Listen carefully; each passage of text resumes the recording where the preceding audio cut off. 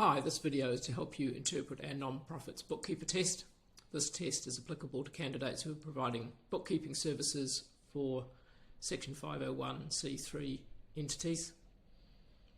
I'm Giles Pearson. I'm the co-founder of Account Tests and also the author of this test. Looking at the report, you can see at the top right hand side is the order number, and that's the order number you'll need for any time you want to look up a test in our testing portal. At the bottom of the first page you can see the time taken. This test has an allocated time of 40 minutes, so if that time taken says 40, that means your candidate was still working on the test when their time ran out. Otherwise you can see how long they spent in the test. The start and finish times tell you the date and time the candidate entered and exited the testing platform, which includes the time for them filling out their details in the biodata and doing some sample questions. If you go through to the next page, this gives you some background.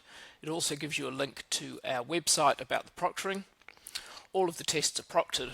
What that means is that as the candidate is doing the test, their camera is on and it's making sure that they're doing the test under fair exam conditions.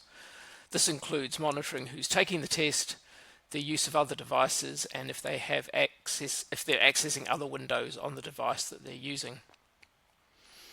Each test report like this comes with a proctoring report, which for privacy reasons you can only access by logging in to the testing platform.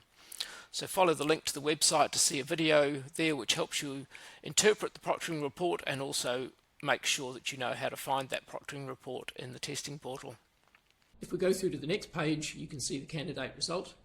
This test was put together by us, but also with the help of an expert group of non-profit bookkeepers. So what the expert group did was to grade a large question set of appropriate level questions. They graded them by difficulty and also made sure the questions were valid and the answers were correct.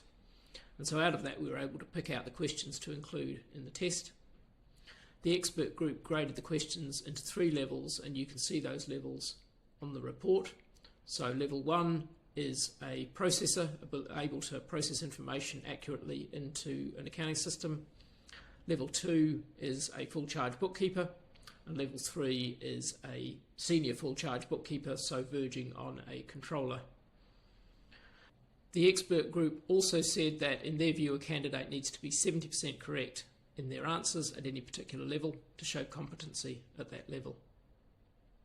This page shows you how your candidate did and where they sit compared to that competency threshold for each level. The green bar is the questions they got right. The red bar is the questions they got wrong, and if there's a grey bar, that's any questions that they didn't answer. On the next pages we go through the topics. These will help you see where a candidate has particular strengths or weaknesses and might help with a focus on what training requirements there might be. If we have a look at those topics, journals and processing is the most important topic and has the most questions, so that's the core part of making sure where a candidate sits at each of the 3 levels. Accounting concepts is more about their understanding of how the financial statements fit together and some accounting theory, and then the management support is their ability to help management with analysis of the information that they're looking at.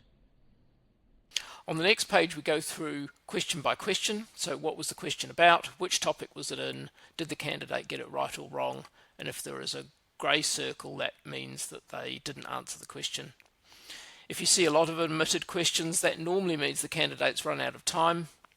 And what that in turn means is the material was probably too hard for them. They were struggling. So typically you'll see a candidate that runs out of time.